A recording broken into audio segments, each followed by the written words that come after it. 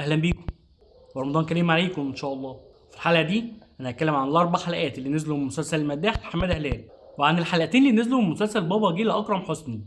وخلينا نبدا بالنقاش في اول اربع حلقات من مسلسل المداح الجزء الرابع.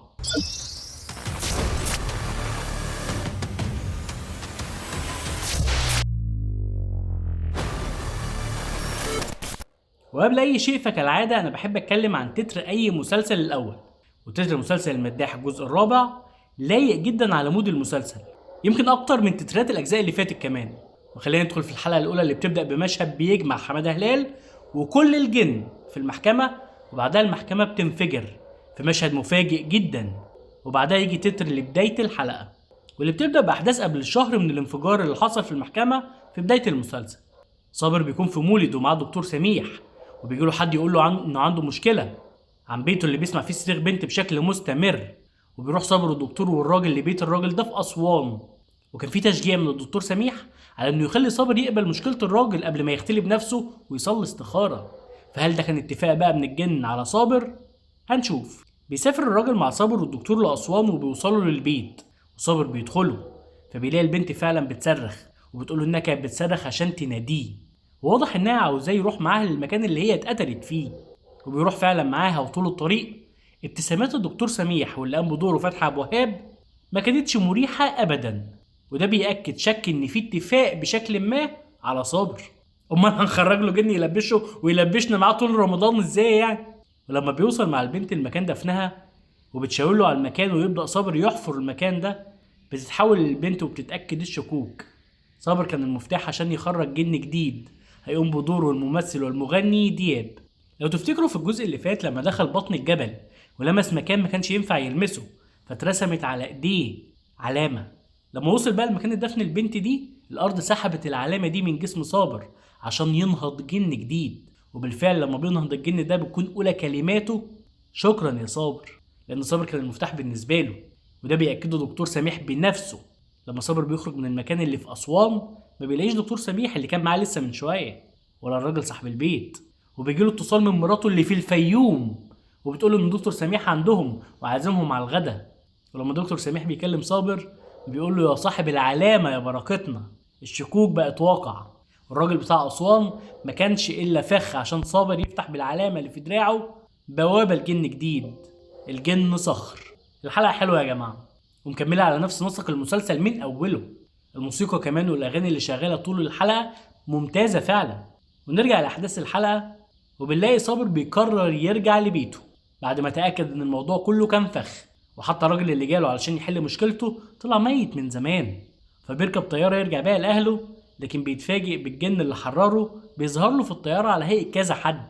وبتنتهي الحلقه الاولى بانفجار احد محركات الطياره ووقوعها بالفعل.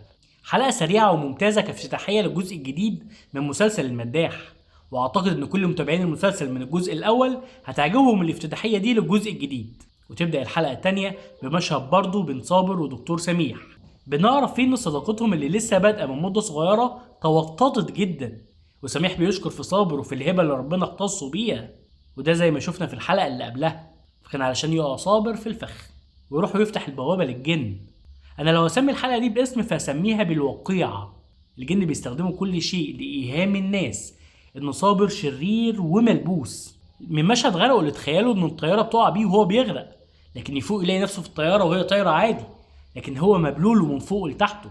ويتصور لايف لتجسيد سميح او الجن قزح بقى لهيئه والد زوجة صابر، واتهامه لصابر انه عمل لها عمل عشان تفضل واقعه في حبه رغم قتلها لابوه، لإيهام الناس على البحر بإن صابر بيقتل درغام المكذوب اللي كان عايش عند بحيرة البرولوس، واللي بنعرف إنه كان صاحب والد صابر، وإن هو اللي دخله سكة الدجل والسحر زمان. وصابر لما بيقابل درغام بينصحه درغام بسرعة بإنه يبدأ طريقه من سراديب الموت في اسكندرية، لكن في نفس اللحظة بيظهر الجن صخر وبيقتل درغام ويهيئ للناس إن صابر هو اللي بيقتله. حلقة كلها أفخاخ لصابر عشان يقع في نظر الكل ويتم اتهامه من المجتمع كله بجرائم هو ما عملهاش وبسحر هو ملوش يد فيه. الجن بيقلب الدنيا على صابر عشان ما يقفش قدامهم وعشان يقبل بالمفاوضات. وبرضه من اهم عناصر القوة في الحلقة التانية هي الاغنية اللي بتشتغل في وقت المواجهة بين صابر وبين الجن، ممتعة ومفيدة جدا لجو المسلسل العام. والاداء التمثيلي لحماده هلال وفتحي ابو وهاب هو الاميز في اول 4 حلقات. وبتبدا الحلقه الثالثه بهروب صابر من الناس اللي اتهيأ لهم انه بيقتل ضرغام، وبيتجه على طول لسراديب الموت في اسكندريه الكاتاكومب، وهناك بيلاقي رساله او طلاسم بقى لسه ما يعرفش هيستخدمها ازاي او امتى. وفي استمرار الاحداث السريعه بيتفاجئ صابر في عيشه بنت عم جميل اللي بتخلص على بنتها بطريقه وحشيه تماما، وبيتم ابلاغه ان اتباع قزح بيخرجوا واحد ورا التاني دلوقتي. الحلقه دي تعتبر امتداد للحلقه التانيه من ناحيه استمرار نصب الفخاخ لصابر ووقوعه فيها، لدرجه ابتعاد امه ومراته عنه وتصديقهم لسميح.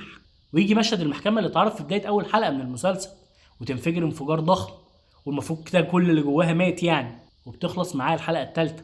ورأيي في ال3 حلقات دول انهم على نفس المستوى الجيد بشكل عام للمسلسل. احداث مثيره وسريعه وتخليك مترقب لكل حلقه ورا الثانيه.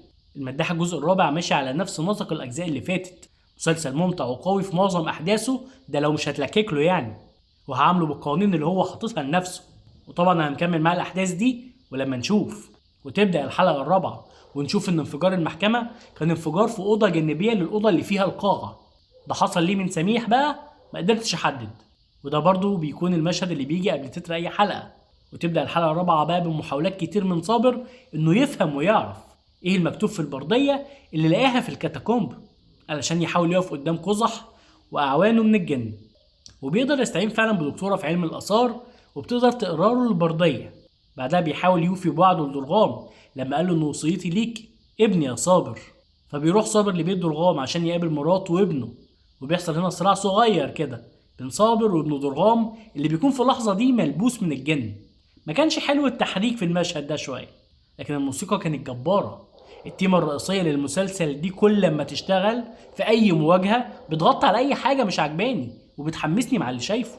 المهم إن صابر بيقدر يخرج الجن من الواد ابن درغام، وبيروحوا البيت مع زوجة درغام وابنه، وبيطلب يدخلوا الأوضة الخاصة بتاعة درغام اللي محرج على الكل يدخلها في حياته أو بعد ما ماتوا حتى، لكن بيدخلها صابر وبيلاقي فيها كتاب كان بيستعمله درغام لتسخير الجن.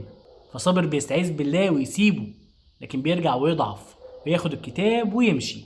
وللأسف ففي نفس الوقت سميح عمال يتشعب جوه كل نفوس أهل صابر، ويستخدم قدرته في إبعادهم عنه ونفرهم منه.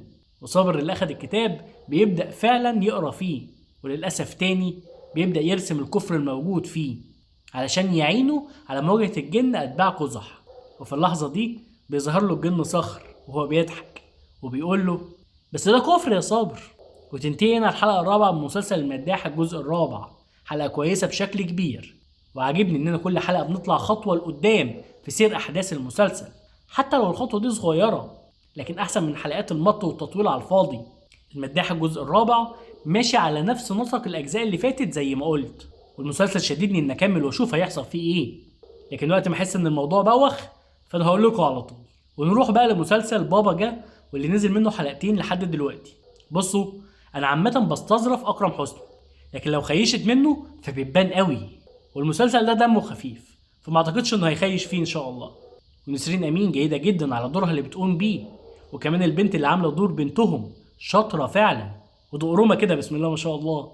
الحلقه الاولى فهمتنا ان اكرم بقى عاطل عن العمل بعد كورونا، وبقى قاعد بشكل مستمر في البيت، وده بيخلق مشاكل مع مراته وبنته اللي بيحسوا انه ملوش لازمه، لدرجه ان بنته في حفله المدرسه اتبرعت بابوها عشان شايفه ان هو اللي ملوش لازمه عندها. صعب ان نحكم على اي حاجه من الحلقه دي، لكن في اخراج كويس وتصوير جيد بشكل كبير، والكتابه برضه خصوصا مشاهد اكرم وبنته كتابتها فعلا حلوه. والحلقه التانية كانت ممتازه بصراحه. حلوه فكره بابا جدي، وحلو جدا دور ياسر وتدبيسه لهشام في شغله الاب اللي بالايجار دي، وانه بعد كده يكبر الشغل بقى ويبقى اب الايجار بس بشكل عام، مش لمجرد طفل شبط فيه لما بنته استغنت عنه في الحفله. الحلقه التانية مليانه مواقف لطيفه وكوميديه، وكانت على مستوى جيد جدا مقارنه بالحلقه الاولى اللي كانت لسه بتعرفنا على الاشخاص. وعجبني جدا التدبيسه اللي حصلت مع اول عميل لبابا جه بقى، لان اول كلاينت كان طالب في ثانوي وكان محتاج ولي امره عشان تاتش حصل مع مدرس. فهشام بيروح للمدرسه لكن لقى ضابط مباحث اللي مستنيه.